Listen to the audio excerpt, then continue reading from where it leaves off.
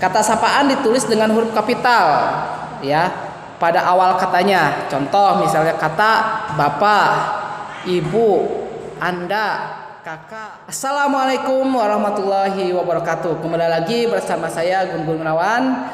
Di video kali ini saya akan membahas tentang kesalahan berbahasa yang sering dilakukan oleh masyarakat kita ya.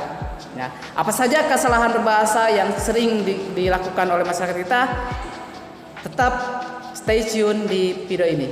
Kesalahan berbahasa Indonesia yang pertama yaitu penggunaan namun dan tetapi.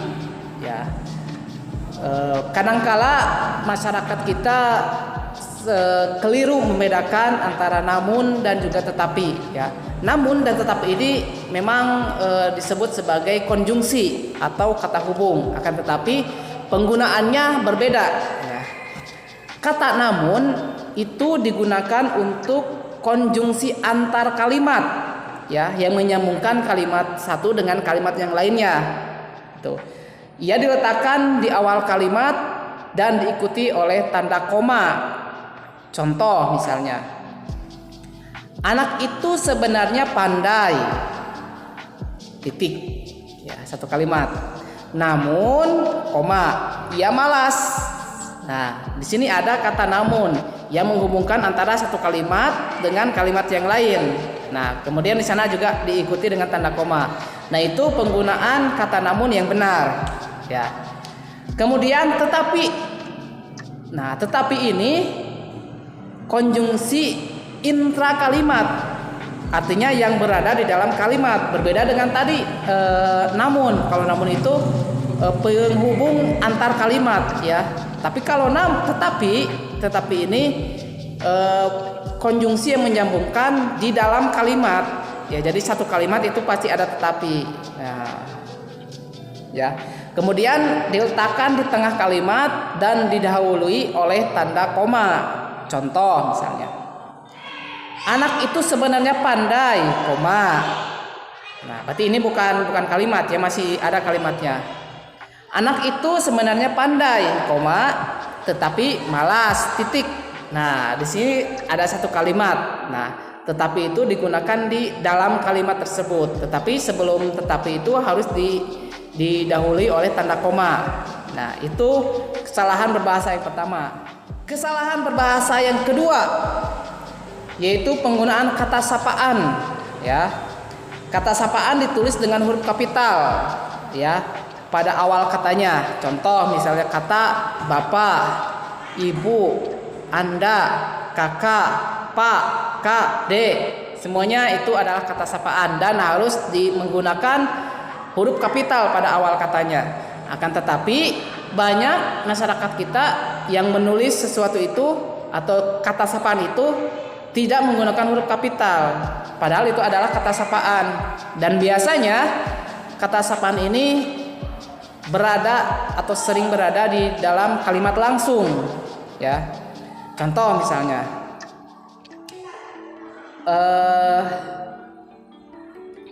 silakan masuk pak. Nah, ini dalam kalimat langsung, silakan masuk pak.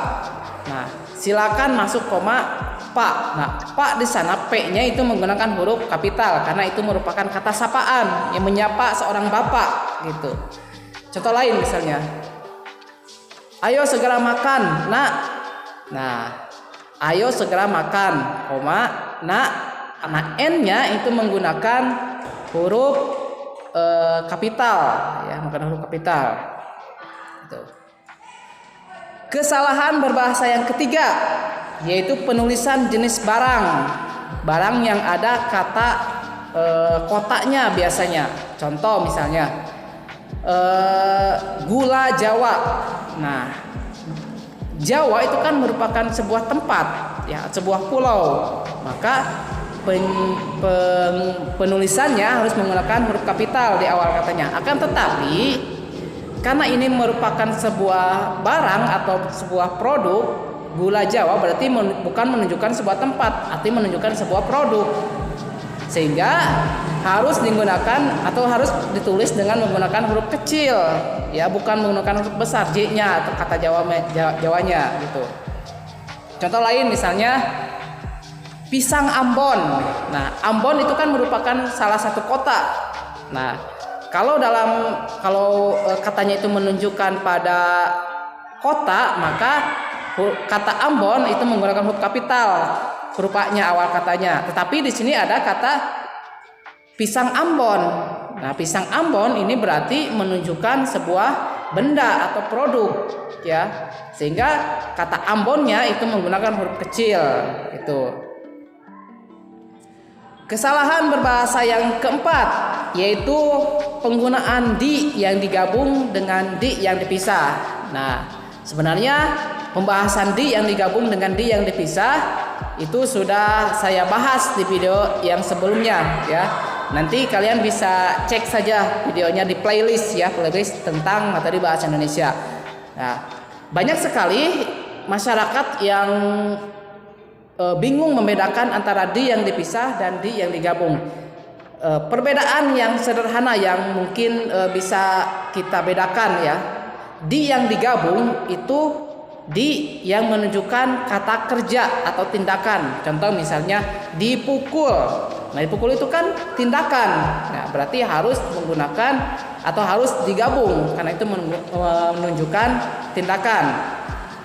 Akan tetapi di yang dipisah itu biasanya menunjukkan tempat atau waktu, ya. Contohnya di pasar. Nah, itu kan menunjukkan tempat, berarti harus dipisah. Di kelas, berarti harus dipisah. Di malam hari dipisah juga, ya, karena itu menunjukkan waktu. Nah, jadi perbedaannya kalau kata di yang digabung itu menunjukkan kata kerja, kalau di yang dipisah menunjukkan tempat atau waktu. Kemudian kesalahan yang kelima, ya, yaitu penulisan kata terima kasih. Nah, kata terima kasih banyak sekali ditulis serangkai, padahal kata terima kasih itu merupakan gabungan kata atau kata majemuk, ya, sehingga harus ditulis secara terpisah. Jangan digabungkan. Kalau digabungkan itu lebih ke kata yang terikat, ya, seperti antar kota. Nah, antar kota itu harus ditulis secara digabung, ya, secara serangkai. Nah, akan tetapi kalau kata terima kasih ini harus ditulis secara terpisah karena ini merupakan gabungan kata, ya, atau prasa, ya, sehingga harus ditulis secara terpisah. Itu dia beberapa kesalahan berbahasa yang sering dilakukan oleh orang-orang, ya, dan mudah-mudahan penjelasan ini atau apa yang saya sampaikan ini bisa memberikan pencerahan kepada kita semua, khususnya saya sendiri juga, untuk bisa menggunakan bahasa Indonesia yang baik dan benar sesuai dengan konteks dan juga kondisi, ya. Dan mudah-mudahan juga kalian bisa merasa ada ilmu baru yang bisa didapatkan di dalam video ini. Terima kasih atas perhatian semuanya. Wassalamualaikum warahmatullahi wabarakatuh.